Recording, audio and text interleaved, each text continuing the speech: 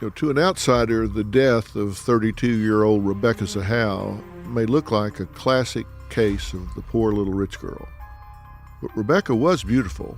She was young, she was dating a successful CEO, she was living a life of glamour and privilege in one of the grandest beachfront mansions in all of California. Rebecca seemed to have the kind of life that most people only dream of. She had health, wealth, and happiness. But then she turned up dead. And police say she took her own life. But why would someone that seemingly had it all do that? I mean, what could go so wrong that some young, beautiful, healthy woman living in the lap of luxury would all of a sudden just take her own life? Well, there are a lot of answers to that question. Some people believe some, other people believe others. But despite Rebecca's seemingly picture-perfect existence, no one is immune to tragedy, and days before her death, Rebecca experienced a tragedy so large it would completely shatter the lives of everyone it touched, maybe forever. Because there are some things I can tell you as a parent that I just don't think you ever get over. Rebecca was in charge of watching her boyfriend's 6-year-old son, Max, when he was gravely injured. She heard a loud noise and she came out of the bathroom to check what that noise was. Becky found Max on the floor. She told me that he was unconscious and she did CPR. She felt horrible. She said it was something that she couldn't have prevented, but she did not feel guilty about it. And on the night Rebecca died, police say she received devastating news. News that the little boy, the child, the one I guess you could say she failed to protect, just wasn't going to make it. They say when Rebecca heard the little boy who was injured on her watch was very likely going to die, they say she was overwhelmed with guilt and grief and took her own life. And did it, according to police, by throwing herself off of a balcony and hanging herself. Definitely an atypical way for females to commit suicide. This is not how women typically take their own lives. They typically do it by overdosing of drugs or cutting their wrist and bleeding out. This is just simply not a common way that women tend to take their lives. But for the past 7 years, every single day since that night, Rebecca's family has refused to believe the warm, smart, bubbly woman they knew committed suicide.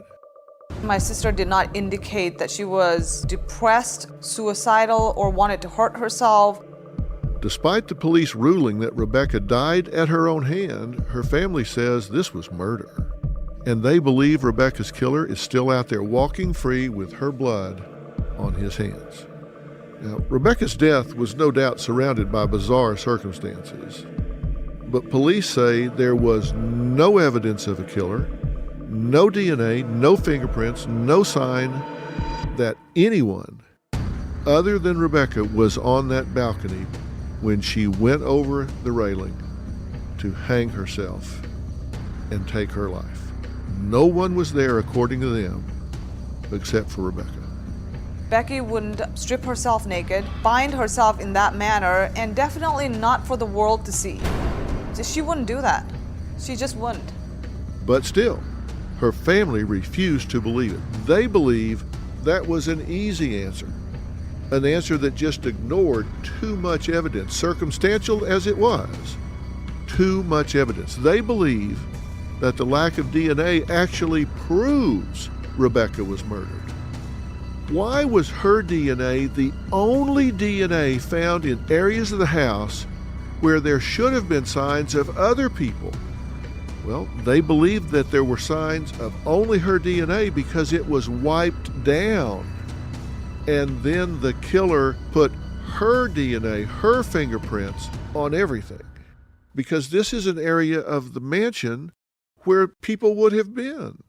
Children would have been through there. Other family members would have been through there. Housekeepers would have been through there. People would have been through there. There would have been contact DNA. There would have been fingerprints. There would have been lots of evidence of traffic through the area. But when police checked, there was no DNA except Rebecca's. And the family says that could only happen if someone wiped down that area completely and then went behind that cleaning and put her DNA, her contact, rubbed her up against it, put her fingerprints there.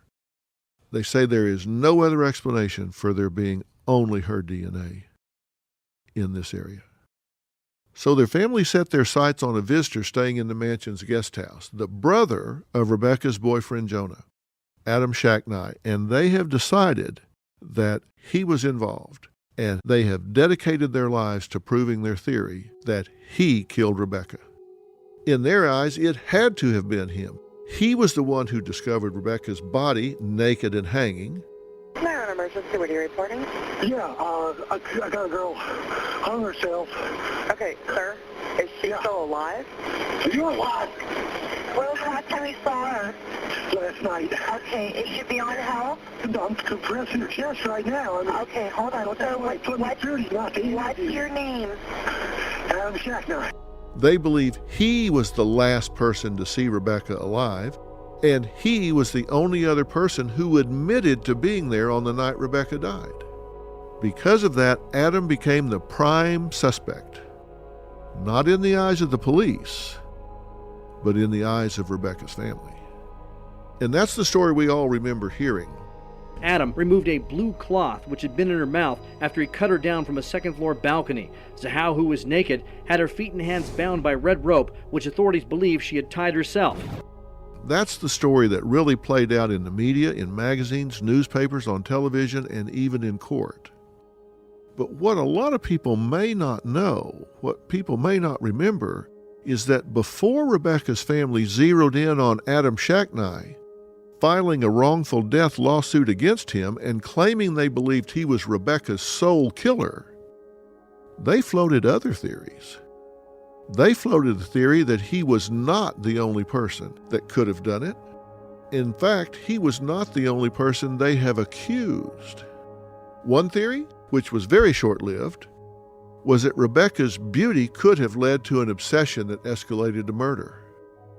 The other was a theory that Rebecca's family was so sure was true that they filed a wrongful death lawsuit against not just Adam, but against 3 people. Their lawsuit claimed Adam was the one that staged Rebecca's death to look like a suicide, but they said he did not act alone. This is episode 3 of Mansion of Secrets, the mysterious death of Rebecca Zahau. Green Chef is the first USDA-certified organic meal kit company. Green Chef is now owned by HelloFresh, and with a wider array of meal plans to choose from. Love switching it up? Now you can enjoy both brands at a discount with me. Choosing Green Chef means choosing real foods that support a healthy lifestyle. You can count on meals that are good for your body. Green Chef offers unique farm-fresh ingredients and premium proteins. The beef tenderloin with tomato shallot sauce, now this is a restaurant-worthy meal that's guaranteed to wow. The paleo-friendly meal is fantastic and simple to make. Robin and I have fun creating Green Chef meals. It fits perfectly with our diet and lifestyle. So go to greenchef.com/60mystery and use code 60mystery to get 60% off plus 20% off your next 2 months. That's greenchef.com/60mystery and use code 60mystery to get 60% off plus 20% off your next 2 months. The #1 meal kit for eating well. Everyone who knew Rebecca Zahau uses similar words to describe her. Smart, warm, kind. But they also use physical descriptions. Beautiful, young, healthy, and someone who really cared about being in shape and took care of her body. Even the personal trainer who worked at a gym where Rebecca frequented said he couldn't have helped her if he tried. He said she was in such great shape and took such great care of herself, there was just nothing to improve on. In the early days after her death, her family feared, could looks kill? Could Rebecca's beauty have been a motive for murder? Rebecca's family knew she was very alluring to men, and they said she had many suitors over the years who became obsessed with her.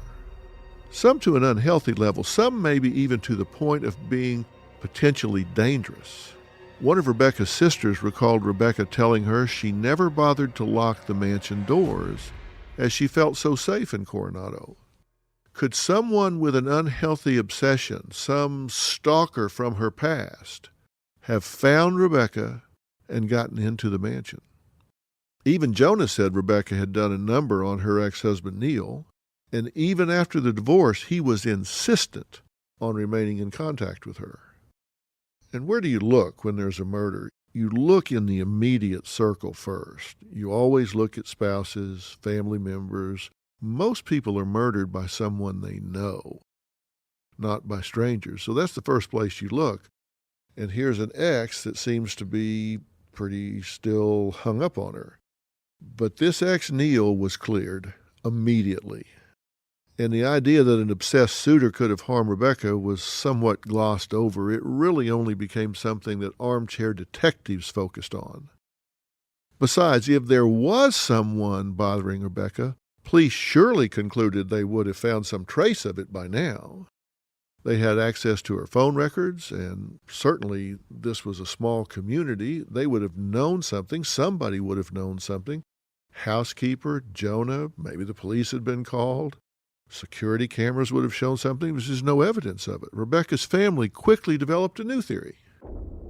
Gone was the fear that a man from Rebecca's past could have snuck into the mansion and harmed her, and her family shifted their focus to three people, consistent with my theory that murders occur by someone you know. They focused on three people much closer to home.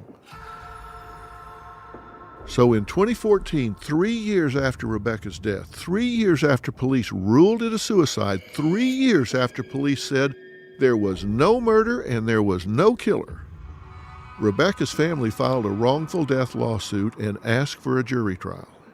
Now, you have to understand, anybody with a couple $100 in filing fees and a computer to process forms can file a lawsuit. But in order for the court to accept the lawsuit and allow it to proceed, they have to make a determination that there is some likelihood that the plaintiff could prevail, that there's some evidence that causes the court to believe that they could actually sustain their charges. So there's that, and the case was accepted. Now, there's also a big difference between a wrongful death lawsuit and a criminal prosecution. It's different in a number of ways, and let me talk about that a little bit so we understand, because a lot of people have been frustrated that they could bring a lawsuit for wrongful death, but the police still did nothing. There are different standards of proof based on what the stakes are. And if you file a civil suit and it's purely for money damages, then the standard is preponderance of evidence, 5149. The jury is instructed, if you determine that it's more likely than not that what the plaintiff says occurred, then you must find for the plaintiff.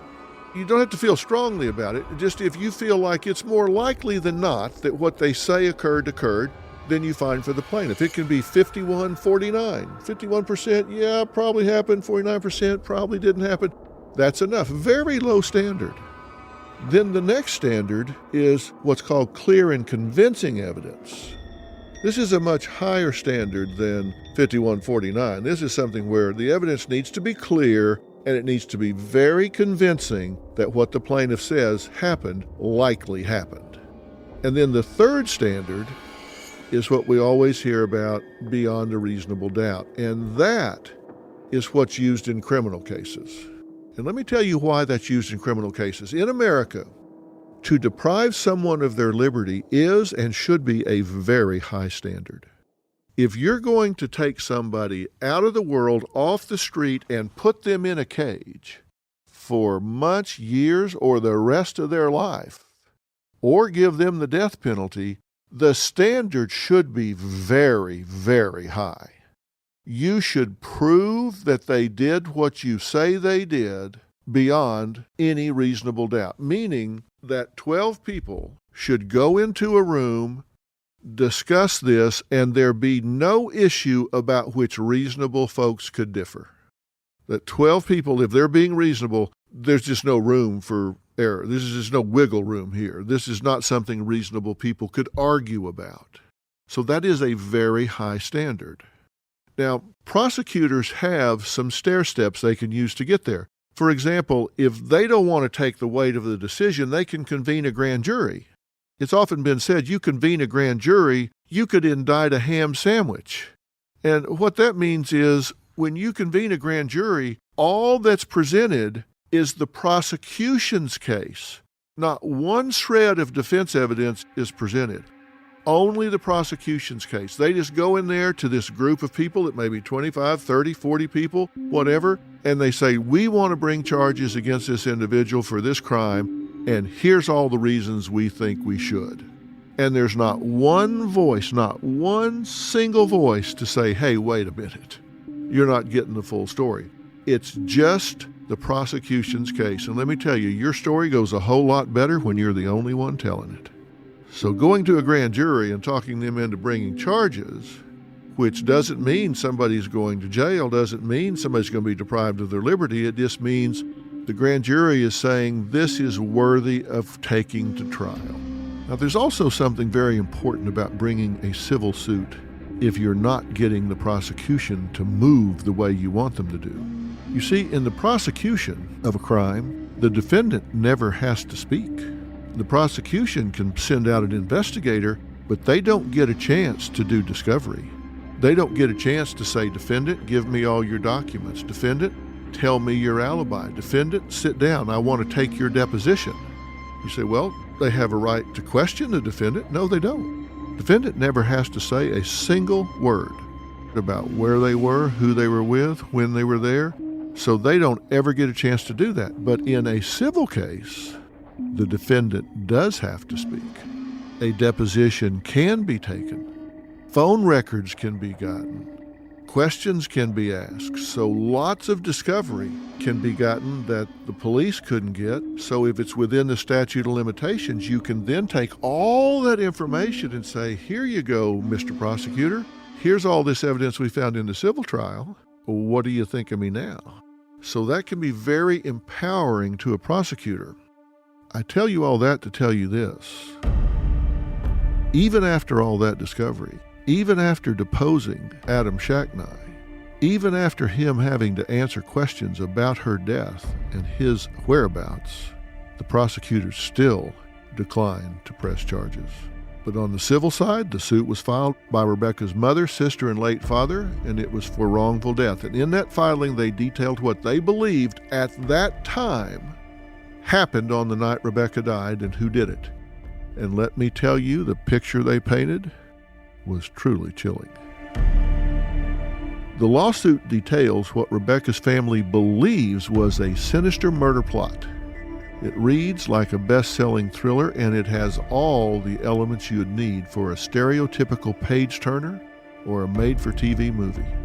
A staged suicide, a set of twins with a diabolical plan, a woman scorned, a mother hell-bent on avenging her son, a beautiful victim, and a deadly end.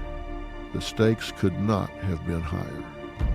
Rebecca's family accused, as I said earlier, 3 people of conspiring to kill Rebecca: Jonah's brother, Adam Shacknai, Jonah's ex-wife, and Max's mom, Max being the young man who was injured, and Dina Shacknai, and Dina's twin sister, Nina Romano. Now, I want to make something clear before we go any further. This was a lawsuit based solely on a theory put forth by Rebecca's family and their legal team. And according to police, Adam and Dina Shacknai and Nina Romano are 100% innocent. They were never suspects, they were never people of interest, and they were never charged. This drove Rebecca's family insane. But the family eventually dropped Dina and Nina from their lawsuit and issued a public apology after indisputable evidence proved Dina was nowhere near the mansion on the night Rebecca died. After that, Rebecca's family changed their minds about what they think happened and stated they now firmly believe Adam acted alone. But in their original lawsuit, the one filed first in 2014, they painted Dina and Nina as the masterminds, and Adam as the guy who executed their evil plan and executed Rebecca. Police have said this is not true. This is not what happened. Our office concluded that the cause of death was hanging and the manner of death was suicide. So where and how did Rebecca's family even come up with this idea? How did they come to believe so strongly that this is what happened to their beloved Rebecca? Well, it all started with a witness who said he spotted a mystery woman standing on the porch of the Spreckles mansion on the night Rebecca died. And Rebecca's family wholeheartedly believed that woman was Dina Shacknai. The witness claimed the woman he saw had dark hair. Dina Shacknai, the woman whose son lay in a hospital bed because of Rebecca, the woman who was only separated from Jonah when he began dating Rebecca, happened to also have dark hair. Was she there to avenge her son's accident? But there were some major problems with what that witness saw. He claimed the woman's dark hair was long. Dina was a brunette. Her hair was dark, but it was shorter at the time. The witness also said the woman he saw on the porch was about maybe 200 pounds. Dina, on the other hand, was fit, slender, and probably weighed less than 140 pounds. Now, many of you probably know that I've spent a lot of my professional career in the litigation arena. I had a trial science firm called Courtroom Sciences. I've been involved in hundreds of trials, and many of those have been criminal trials, and some have involved eyewitness testimony. And let me say that eyewitness testimony is the second most persuasive thing that a jury lists when they bring back a conviction. Second only to a confession. Second only to a confession. So if a defendant confesses and then an eyewitness says they saw what happened, that's the 1-2 punch right there. Here's the problem. Eyewitness testimony is highly unreliable. You can put 4 people on 4 different corners in an intersection and have a car accident and interview 4 of them individually, and you wouldn't believe they were looking at the same accident because they report different color of cars, different speeds.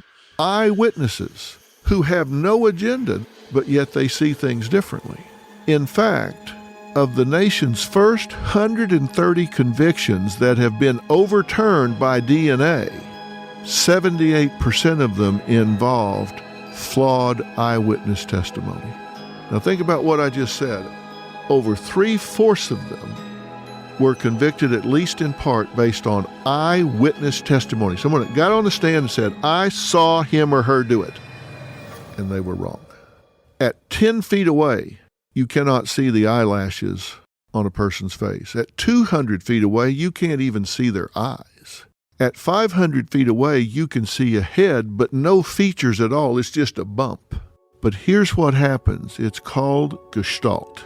We tend to fill in gaps because our mind wants to close things. When you look at the Big Dipper in the sky, there's no Big Dipper up there. There are just some stars. Our mind connects them with lines to make a Big Dipper.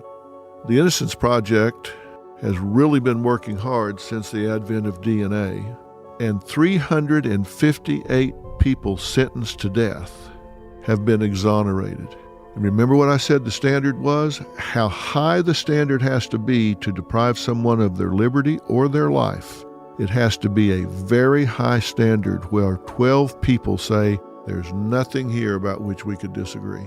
They may have heard a confession, they may have heard eyewitness testimony, but 358 people sentenced to death have been exonerated, and 71% of those death sentences involved misidentification by eyewitnesses. What you see is greatly influenced by fear, emotion, terror, stress.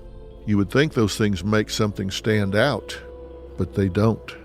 So the eyewitness said he saw this dark-haired woman, and the leap was, it could be Dina.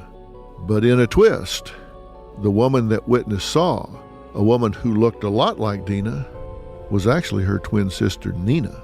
And she was there, detectives confirmed. Nina texted Rebecca on the day she died and asked her if she could come to the Spreckles mansion to talk about Max's accident. Nina wanted answers, and she admits she went there with every intention of getting those answers from Rebecca.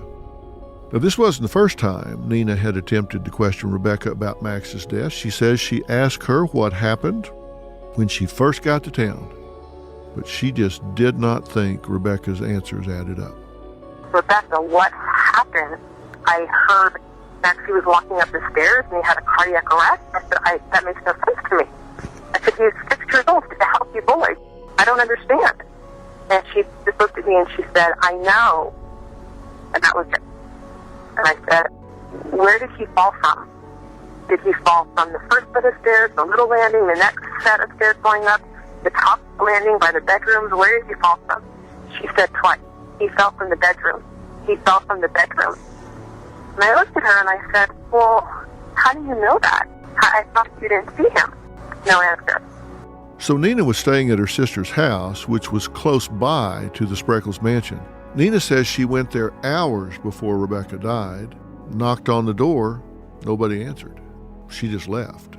Nina claims she went over there that night for an explanation and for Rebecca to show her where she found Max. I just wanted to see for myself. That's why I went there. I just wanted her to show me how she found him, because I didn't understand. But I went up to the front door and rang the bell, nothing. Rang the bell a second time, nothing. Knocked on the door, looked through the glass, nothing. Kitchen was dark, everything was up. So I thought, well, that's kind of strange because her car's here, that light's on. That's weird. So then I just thought, maybe she just doesn't want to talk to me. So I turned around and I left right away. And I walked right back to my sister's house, got ready for bed, and went to sleep. So that was what the witness saw. Nina, not Dina, standing on the porch trying to speak to Rebecca. Nina Romano was the last person to text Rebecca asking if she could come over. Rebecca did not reply. Both Nina and her sister Dina denied any involvement in Rebecca's death, and Dina said it makes no sense that they would commit murder. But Rebecca's family disagreed. Now, I'm going to read you some excerpts directly from this lawsuit, straight from the document which I have here, a document that Rebecca's family attorney, Keith Greer, filed on their behalf in 2014.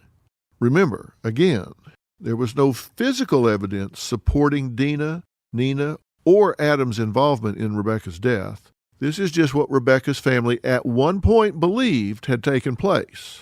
In this suit, they stated their theory at the time, which many called a conspiracy theory.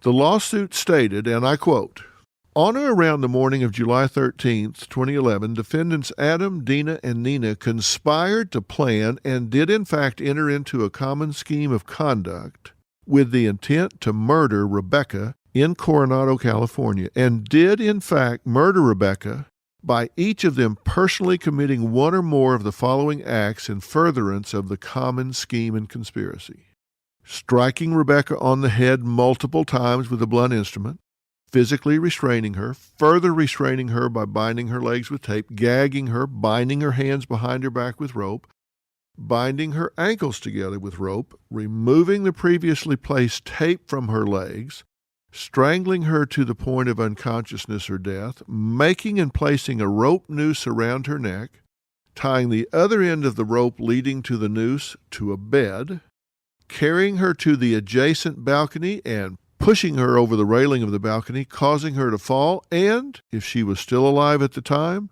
to then die by asphyxiation." End quote. I want to read you another important quote from the lawsuit. "Because the only individuals who know the true facts and sequence of events with absolute certainty are the decedent Rebecca and the defendants themselves, the allegations made herein are made on information and belief based on the evidence that has been uncovered to date." End quote. Now, this last line is important. It basically states none of this is certain.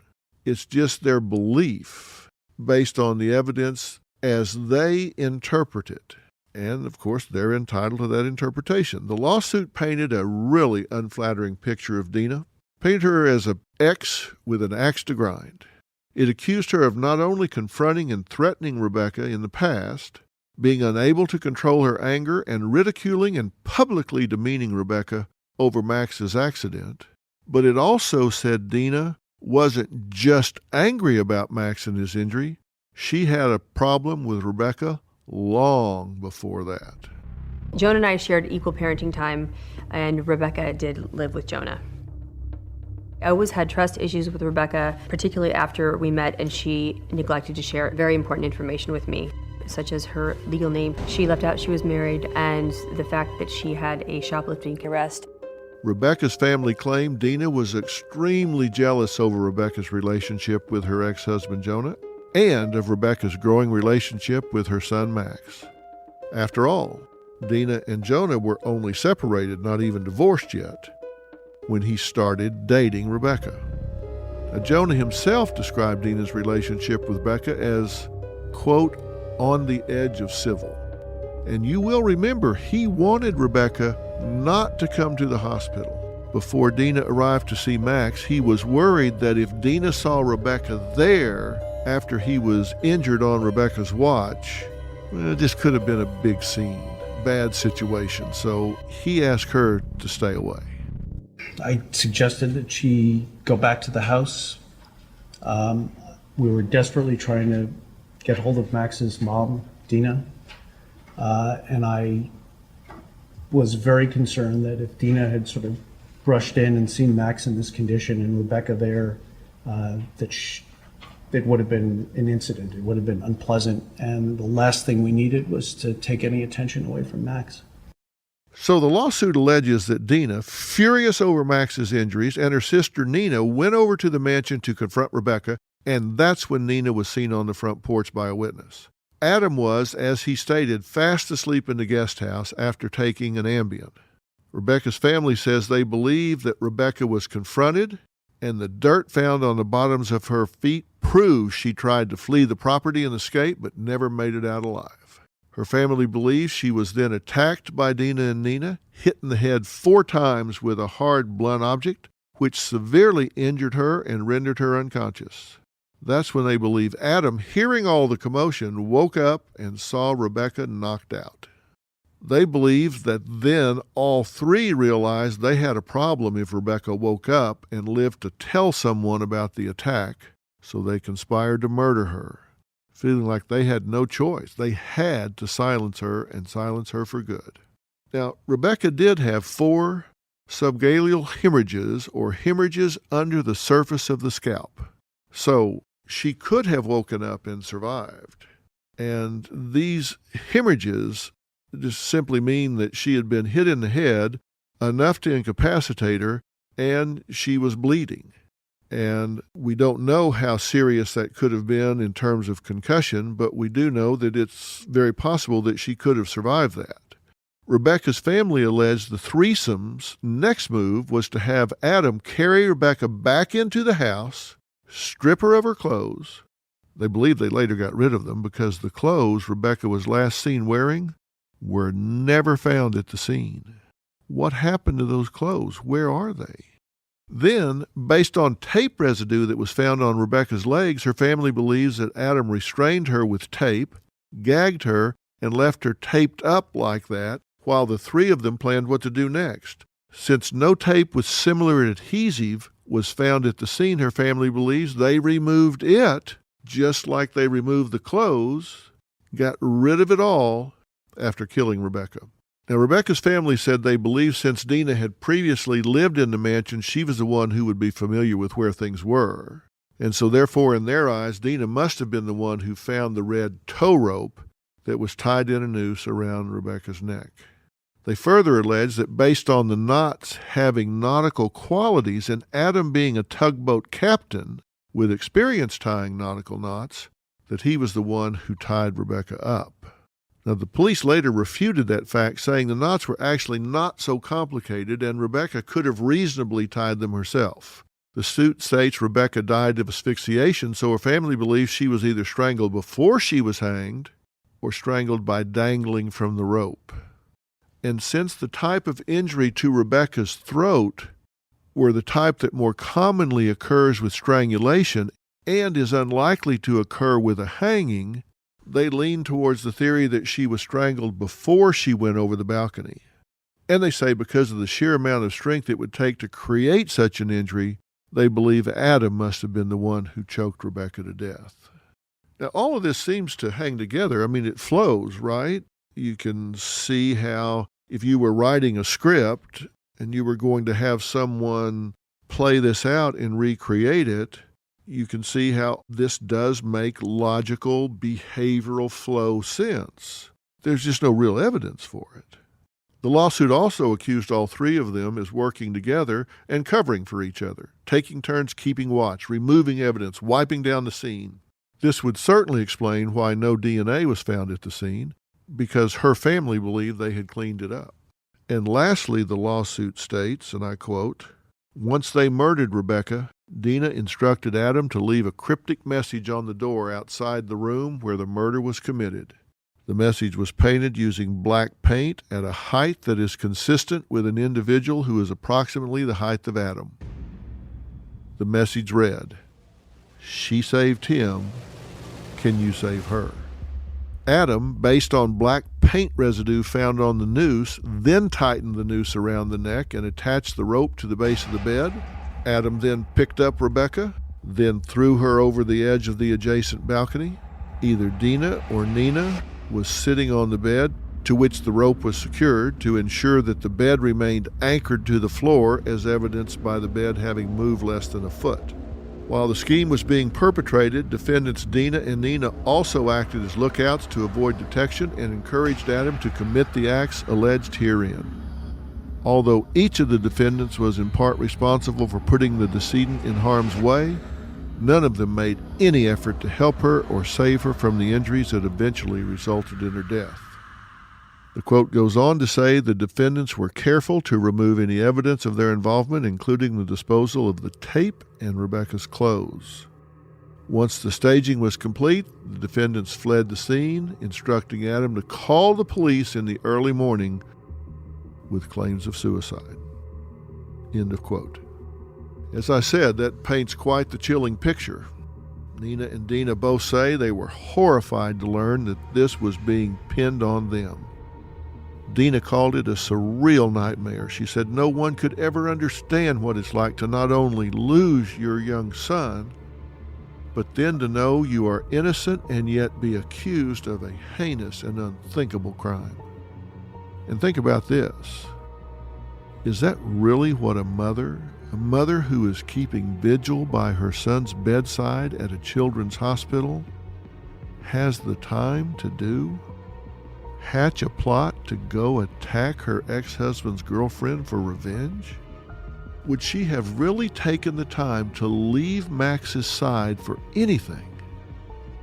She probably hated to even leave him for a second to eat or sleep or go to the bathroom. God forbid he fluttered his eyes or worse, passed away and she wasn't there. The accident had only happened a day ago. Psychologically, when you look at the maternal bond, there is no way a mother would waste her time going to confront Rebecca at the mansion and seek revenge when she was worried about her son. So on its face, this theory just didn't hold water. Maybe down the line, after the child passed away, a parent might be so filled with grief that they could want to confront the person they deemed responsible or seek revenge. But not when your son needs you by his side, and not when you still have hope that the swelling in his brain is going to diminish and he's going to open his eyes and call your name.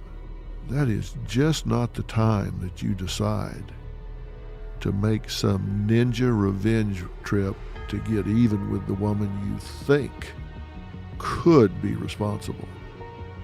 Just doesn't add up to me. Almost 4 years would go by before Dina and Nina's names would be dropped from the lawsuit. 4 years.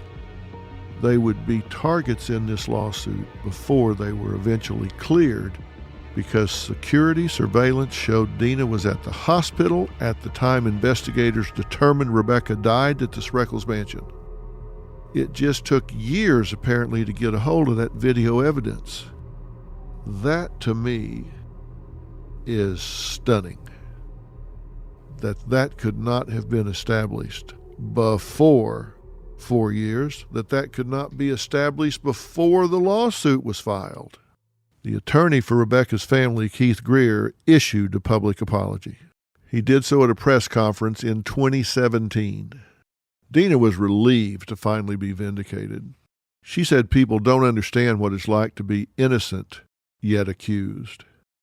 And make no mistake, we live in an era of guilt by accusation, not just by association, guilt by accusation.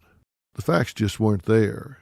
And she hopes wherever Max is, that he's watching and knows that they have been vindicated.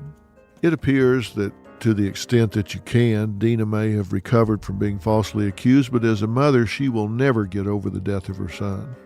According to a 2018 interview with Town & Country magazine, Dina still keeps a swing set her son once played on, aging and sun-bleached, sitting unused in her yard. Maxie was the biggest gift in my life. When I woke up and I saw him every day, and he had an enormous smile, I remember looking at him thinking, I won the lottery. I just felt like I won the lottery every day. She also keeps the little boy's room exactly as he left it when he passed away at just 6 years old. And despite being falsely accused, Dina isn't letting go of the idea that something sinister may have happened behind those mansion walls that no one knows about to this day. Dina still isn't sure that her son Max's death was an accident. She even asked for his death to be reinvestigated. I had serious questions about whether Max's death was accidental. The findings they presented never made sense to me. The scenario put forth was that he decided to run down the hall and jump over a railing or tripped and grabbed onto a chandelier, took the chandelier down, and this accident culminated in his death. That was preposterous. Maxie's center of gravity was too low. He wouldn't have been able to go over that balcony. It defies the laws of physics. She didn't think her son was a daredevil, and she didn't buy that he was zipping around on a scooter over a balcony. Plus, a doctor had told her Max may have been injured before his fall. As a mother, she was not going to just let that detail go and write this off as an accident. The loss was too great. The pain was too great. She needs answers. Dina hired a private firm called Exponent to investigate Max's fall. They're pretty well known and have analyzed the death of James Dean and the Oklahoma City bombings. Now, if you don't have experience in criminal cases, let me tell you, sometimes families hire their own private investigation firms. And you can't blame people that do this because the wheels of justice turn very slowly. And sometimes it's just hard to sit back and wait for police to investigate your case, particularly if it's one of 10, 20, 30, or 100 that they have to work on. So families that have the means sometimes bring in private investigation firms. Sometimes they help, sometimes they get in the way. Oftentimes, they're given a mandate. They're charged with not just finding out what happened, but trying to find proof that something specific happened or did not happen. That can create what we call confirmation bias, where we only see those things that support that which we believe, that which we want to be the case. Private investigators, particularly when children have been lost and pain is so great, become very invested in the case and can bond very strongly with their client and lose their objectivity. So while a private investigator can speed things along, they can also create bias and sometimes get in the way of police. They can contaminate witnesses. They can contaminate evidence. They can create biases that compromise what may have otherwise been a good witness if something goes down a particular road. Not intentionally, but they can create problems. Sometimes police are very confounded by their involvement. It's kind of like families that sometimes will put up a big reward, and police are like just shaking their heads. If you offer too much money, you get every crackpot in the world coming out of the woodwork, hoping that somehow or another they'll stumble into something, and it just covers them up and absorbs resources they don't need. So what may seem like commonsensical thinking, good reasoning like private investigators and rewards can get in the way at times. But they did. They did begin to investigate, and there was an expert doctor who concluded that Max's center of gravity was just too low to go over the railings with the scooter. And you've all been in a playground where you got on a seesaw or a teeter-totter, and there's always that tipping point in the middle, and if you get too much weight on one end, then it causes the other end to fly up in the air. Well, that means the center of gravity is off. You've got too much weight up high or too much weight down low. What this doctor concluded that Max's weight on this scooter, with his hips and his legs, the weight was concentrated so low in his body that for him to just tip over a railing without some kind of help, either some kind of velocity or some other force on his body, just didn't make sense. And railings, of course, are designed with just that in mind, so you don't lean against them and just flip over. And certainly that would be true of a 6-year-old. They're designed to keep adults from just flipping over if they lean against them. And certainly a 6-year-old who is 3 feet something tall, it just doesn't make sense unless something other force was acting on this young boy. Velocity on the scooter or hitting something and throwing him in the air. It just doesn't make sense that he would just go over that rail. The same doctor also said shag carpeting on the landing would have prevented his scooter from going fast enough to create the velocity I mentioned to go over the railing, and Max didn't have any cuts on his hands, which common sense tells you he might well have had he been reaching for the low-hanging chandelier to try and break his fall. And that chandelier was on the ground on the first floor, which suggested he did grab for it, he did hang on to it, and his weight pulled it out of the ceiling. They tried to replicate the situation, but couldn't. And look, there are all kinds of problems with accident and crime reconstruction. Crime reconstruction is definitely a part of forensic science, and it's when you approach a situation and you use reasoning, physical evidence, scientific methodologies, all of these things that interrelate to look at the different possibilities of what could have happened. But there are so many unknowns, you don't know if you are reconstructing the forces in play at the time. You're reconstructing your theory. You're not reconstructing what took place because you don't know unless there's some kind of video evidence or something that tells you what forces were happening at the time. How fast was the boy going? Was he leaning left? Was he leaning right? Did he hit something? Did he lose control? You just don't know, so you can't reconstruct something just out of the blue. Now, the surprising thing is even after being blamed for 4 years, Dina still says she does believe that Rebecca, in fact, may have been murdered. She makes it clear that she damn sure didn't do it, and that's been proven beyond question. But she still does believe that Rebecca may very well have been murdered. It's pretty shocking considering how she was dragged into this by Rebecca's family as a suspect. She also says she believes Rebecca's death and Max's death are somehow linked. She doesn't know how or why, but just believes that they have to be somehow linked. But if she's right, Adam wasn't even in town when Max was harmed. Could there be an unknown suspect out there? What could have happened? Could something have happened that only Rebecca knew? Remember, in her sister Zena's 911 call, you can hear Rebecca ordering her sister, quote, "Don't open that door." Now think in your mind what's going on at the time. Rebecca and her sister have walked out onto the balcony, seen the chandelier ripped from the ceiling, looked over the railing, and see the child with blood and this chandelier. Obviously a disastrous situation.